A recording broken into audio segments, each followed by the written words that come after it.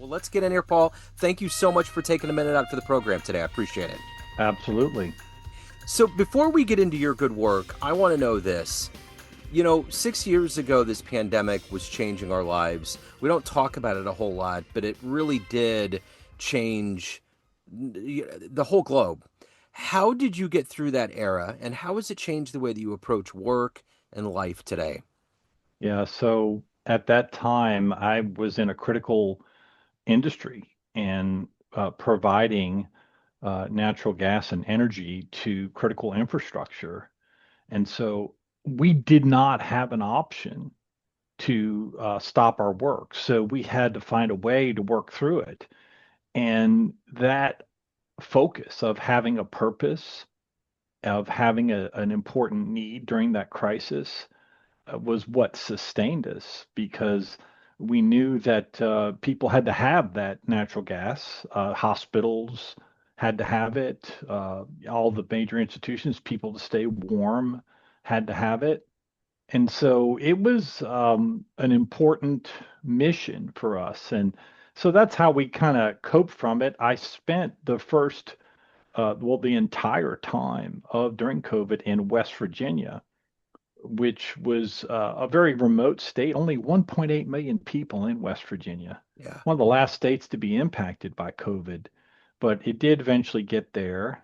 So even some of my coworkers died, Wow. from COVID. That was hard.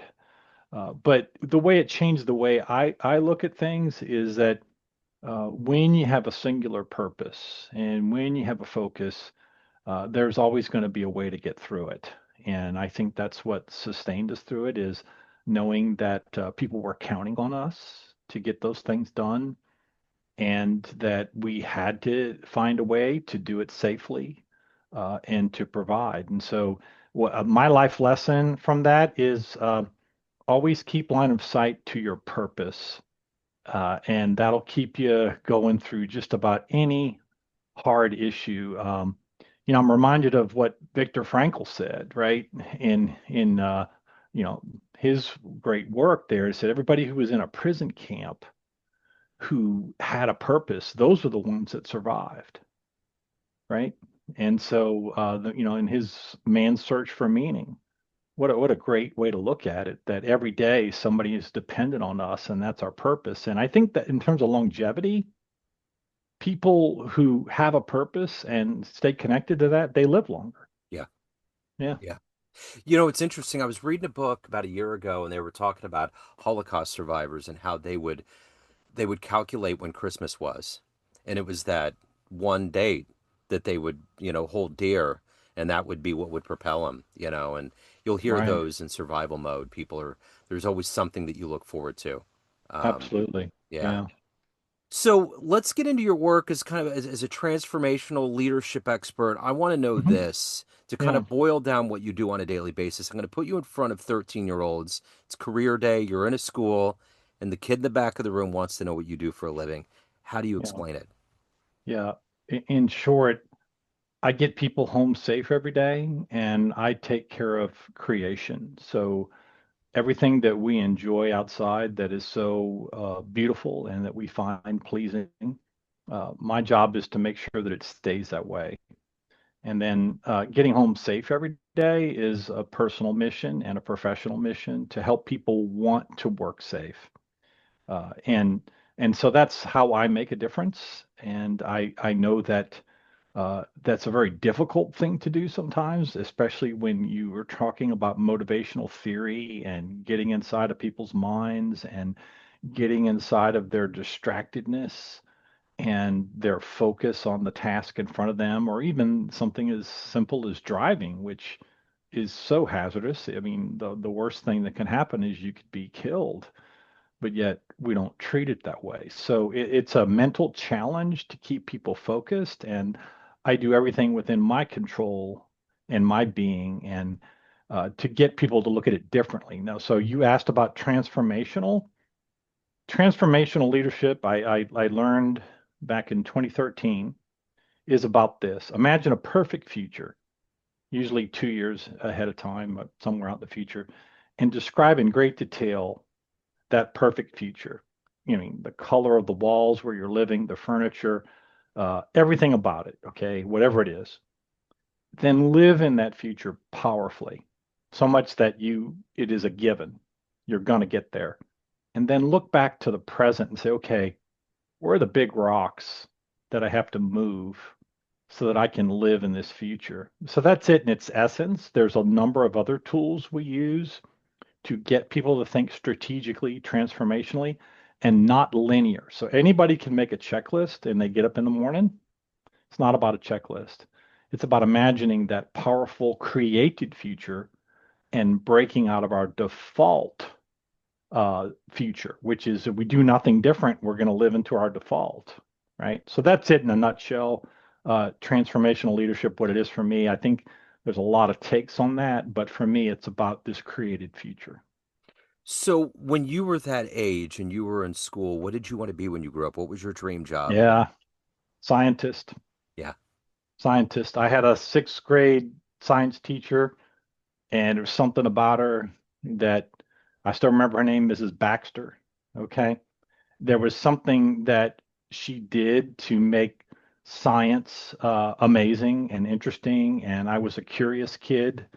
If a repairman ever came to the house, I was his shadow, and I was asking a million questions, and that stayed with me my entire life. That curiosity, and so that curiosity was directed towards science and nature and the environment, and that's how it got to where it is today. I mean, my degree is in environmental science. My undergraduate degree is in environmental health, which is the exposure of chemicals to humans. And so that's where it came from. But definitely, my sixth grade teacher made such an impression on me about how cool science was, and that was it for me. Yeah. So there's a lot of things about our psyche and personality that are already established by the time we're three early on. Growing up, what did you see around you that gave you this curiosity, this empiricism that you love, helping people get them to a better place, safety, leadership? How did this happen? Yeah, so my dad, and this is one of the stories that I tell a bit about in my book, is that my dad was an occupational physician. So this is a person who sees people who were hurt on the job, and he would bring home these stories about, yeah, I sewed somebody's hand up today, or somebody broke their arm, or they got it caught in a machinery or something like that. And so then when I got old enough, I worked at his clinic and I saw all these injuries firsthand. So that made a huge impression on me that, uh, could this be prevented? And maybe because I didn't see my dad enough, maybe I wanted in my heart of hearts to be able to kind of prevent all these people from having to go see my dad, right, in the first place, right? And so while I didn't go straight to that, I when I finally did land there, it became apparent that that was my calling. My calling was to make it so that people didn't get hurt in the first place. So, talk to me a little bit about inspirational forces that's allowed you to navigate through your career and find your place from your first dream of science to today. Who's been that for you? Yeah, so again, my dad, of course, okay, but I tell this story. Probably the most powerful influence in my career was a time when a coworker of mine became my boss, and I got my feelings hurt. And he came to me and he said, "Look, Paul, I don't know why they made me your boss. You're more qualified than I am." And that's all I needed to hear. And so the inspiration was his humility to come to me and say, "Look, you're better than me. I don't know why I'm your boss." When I heard that, I said, "Okay, I'm all in. I'm going to allow him to lead me." And what turned out after that is my career took off because his leadership that he poured into me, that I allowed him to have that influence on me, catapulted my career to great heights that I never could have imagined. And so the message is that all of us need to allow others to pour into us and influence us and lead us and be influenceable, be teachable, be coachable. And I have learned that the kind of the hard way, almost by accident, because had he not come to me and said that, probably wouldn't have ended that way, right? Yeah. And so Yeah. the inspiration is you don't know who the next person's going to be who's going to change your life. It could be anybody. Yeah. And they could say something to you or do something with you that would just literally change the trajectory of your career or what you do or how you do it in such a powerful way. So stay open to that idea that even you, Joe, you could say something to me today that would just change my view on everything, Yeah. right? That's the inspiration, is that anybody can influence anybody. It's interesting that you mentioned that, and I haven't ever talked about this, but about 2 or 3 months ago, I had interviewed somebody and asked them we were talking about what you were proud of and what you would want to do with your life. And something came up about him wanting to climb Mount Kilimanjaro. And he reached out to me and said that he finally did it. We had that conversation, and it's those moments, and you don't. You're totally right. And I love these conversations because it's true how those little things, and you may never know about it, or you may know about it years down the line, but we all are like farmers. We're all throwing these dandelion spurs out to the world, and you don't know what's going to grab and what's going to grow. Yeah. Yeah. So stay open to That's what it. could and stay flexible and stay malleable, right? That you could go that way. Be a free spirit, in that regard. And you'll find out, and you're asking about what am I most proud of. I turned a group around from being the worst in safety to the best in safety, and going safe for multiple years. That's what I was most proud of. And my daughter's a very gifted artist. And so she made an animation for me that described that story. And that's why I put it on my, LinkedIn page because I really wanted the world to see that Yeah. and how people's view of how they were able to be safe completely changed. And I was able to be the catalyst for that. I mean, that's what I'm proud of. There's certain professions where you get to help people be better. And I'm fortunate to be in one of those professions where I get to do that. What an honor that is. Yeah. What a privilege it is, right? So, nurses, doctors, teachers, I'm kind of in that group. It's not an obvious thing, but I'm kind of in that group, right? Yeah. Coaches or helpers, right? Yeah. So I'm curious in the realm of leadership. I'm a Gen Xer, and I remember growing up, and there was these legendary coaches like John Wooden, and Oh yeah, presidents would speak to us after calamities. And it seems like today, I wonder what the kids are grabbing onto with leadership. What are they yeah. looking at? What are examples? What was that for you beyond your father? What were you looking at that either consciously or subconsciously formed the way that you were going to go after life and find Yeah. leadership and integrity?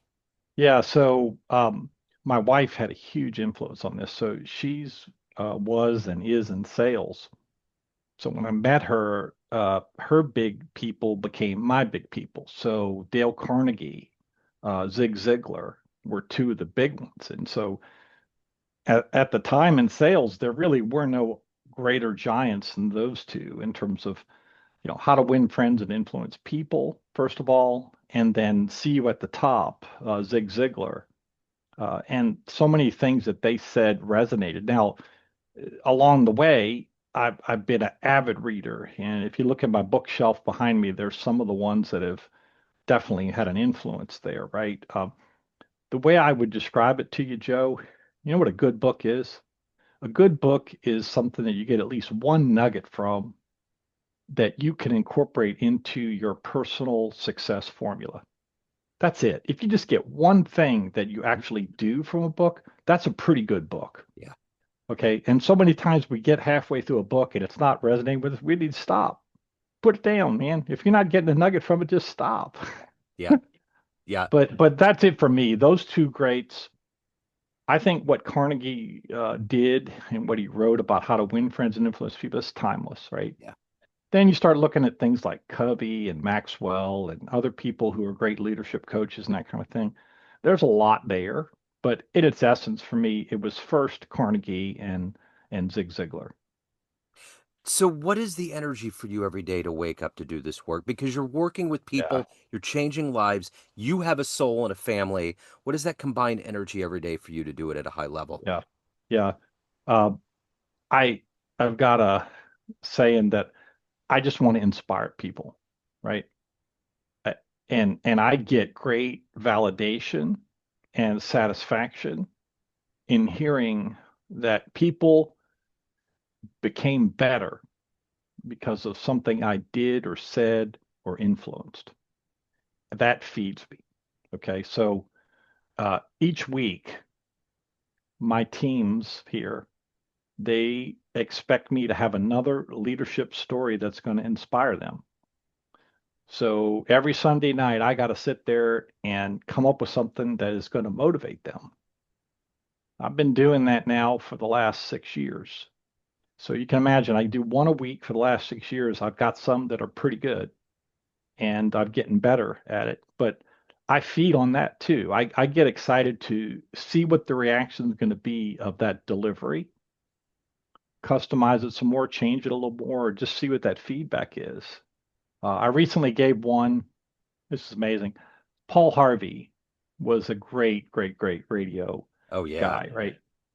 I told his life story, which is powerful in itself as a rest of the story type thing. So, in other words, the master of the rest of the story, I told that story as a rest of the story. Now, I didn't, I just said it was Paul. I didn't say it Yeah. was Paul Harvey, right? Got to the end and you found out who it was and you said, wow. Um, Turns out his dad died when he was 3. The Wow. reason, the reason he held up policemen and all these noble professions and great leaders, those were his father figures Yeah. because he didn't have one. Wow. I remember getting an internship when I was in my early 20s at a radio station in Kansas City. I was doing answering calls for the Royals pre and post game. And I remember I would always hear, and that's the rest of the story. And I was like, who is that? And I would just listen. I would stop. I think all of us stopped there in the station in our own way. Because I would come in and I was just kind of the low guy, but everybody was milling around, radio's crazy. But we would all kind of pause, I felt like, and just listen to what he said. And that right there, that is a bygone example of radio that will never be duplicated. I mean, you had Casey Kasem, you had these iconic voices, but someone that could wrap up narrative and storytelling with meaning that made you feel something. Paul had it. Paul nailed it. He did. Oh, he did. I remember staying in the car. You get somewhere and you wouldn't turn it off. You couldn't Right. turn it off, right? Yeah. He'd say so many good stories. I mean, like to learn that Chuck Norris wasn't Chuck, he was Carlos, and he was a Uh-huh. scared little boy, Yeah. right? Some of the stories he told you really never would have understood that he was running away from bullies when he was a kid. Uh-huh. Yep. Absolutely. So let me ask you this. If you had a chance, if you had a dream tonight, and you ran into that young version of you that wanted to be a science, that had all these different dreams of what your life was going to become, and you walked in at your age now and you click play on a big film projector and your life in 60 seconds came up, would that young version of you believe that your life turned out this way? No, be shocked. Yeah. I got an expression that perhaps you can associate with. I think God or our higher power imagines so much better than us. Yeah. And I never in my wildest dreams would have imagined that I would be doing what I'm doing. Yeah. And in fact, I remember in the early days of my career, I'd say, oh, if I only got to this level, that would be so wonderful. Yeah. I aimed low. I did. You know, So let's say you walked into a room of everybody that knows you as the guy that helps them, the voice of reason, helping them feel safer in their worlds, everything that's a part of your business model. And you walk in up to a podium and you could tell them one fun story about you. Maybe the best sporting experience you witnessed, first concert, a wonderful place you traveled to, jumping out of an airplane, something that would humanize you to that room. What would be a fun story you would tell that room? well, I'd tell them a couple things. Yeah. Actually, there's so many I could tell, but one of the ones I do tell in the book is about when I was struck by lightning. Wow. And so I was in a boat in Lake Pontchartrain near New Orleans, and fortunately standing in some water after a storm and was struck by lightning. Wow. And what I was convinced was that it was a sign that I should change my life, Wow. but I didn't. So I tell that story. I think it's amazing that all of us have near death experiences. Like you've been driving before. I asked a large group of people once this, how many of you have ever had a close call so much in a car that you said, damn, that could have killed us? Yeah. Most people have. But yet, what has changed about either their driving habits or did they get a dash cam or, what did they do different? Yeah. Did they get a safer car? No, no. And so it's amazing to me that all of us get all these warnings, if you will, about we should change, but yet we don't. Yeah. That blows my mind. That So is that be crazy. my story is that I had a lightning strike and that wasn't enough for me to change my life. Wow. That's amazing. So let's get to the heart and soul of who you are at the end of the Yeah, day, Paul. Everyone has a perception of you, family, friends, clients, colleagues, everyone that gets your book, but you run the show. What's your perception of you? Who do you think you are? I am a man for others. Okay. Um, I know that my purpose is to serve others, help others. That's why I was put on this earth. And there really isn't much else to it. That's what brings me joy. I'll tell a quick story. Uh, had a neighbor, older lady, her husband died, and we would go over and help her at her house, And I one time after helping her fix her garage door that was jammed or something, I said, Alice, you can call me anytime. And she says, yeah, I know, but you're busy. And I said, okay, Alice, let me ask you a question. I said, when you help out over at the church, after you do that, how do you feel? And she says, oh, I feel wonderful. I feel such joy. I said, Alice, do not deprive me of my joy. Yeah. So many times we don't ask people for help, and yet we're depriving them of the joy of helping. Yeah. And so, they would say, and I know they would say this, that I'm the guy who's always so positive and so uplifting that if I ever have a bad day, they're wondering what's going on. Yeah. Yeah. Yeah. So, what was it like when The Heart and Soul of Safety was published and you held it in your hands the first time? Surreal, Yeah. surreal. Couldn't believe it was true. I had to work to incremental, and it took years to do all the work and just a couple of months to pull it together. But the second edition is planned for October. Right on. Because I keep telling these leadership stories, I've got a bunch more coming. I think they're getting better. Yeah. Not that the first one wasn't filled with really good stories, but I think I'm getting better. So, if anybody wants to get the first edition, pre-order the Yeah, next, they want to reach out, they have questions, any of the good yeah. business, where do they go? Well, it's available online. 30,000 book resellers, The Heart and Soul of Safety, leading safety performance from the heart. And it's available Amazon, any place like that. And and this is my first book, but it's not going to be my last. And it is basically the best stories that I've told to real audiences, real people each week for the last 6 years. They're the ones who said you need to do this, right? Yeah. Not me. So Right. this wasn't my idea. They're the ones who said, "Hey, you need to write a book." Yeah. And That, so it was a bit reluctant, but then I said, "Okay, because I'm so much this man for others or servant, right? I need to do this." for sure. Well, I will get all of these links in the show notes. This has been absolutely wonderful. So glad to meet you. Thank you so much for your story. Yeah, Thank you for your time. I appreciate it. yeah, yeah, Joe. Thank you so much. It's been a joy. Yes, sir. Absolutely.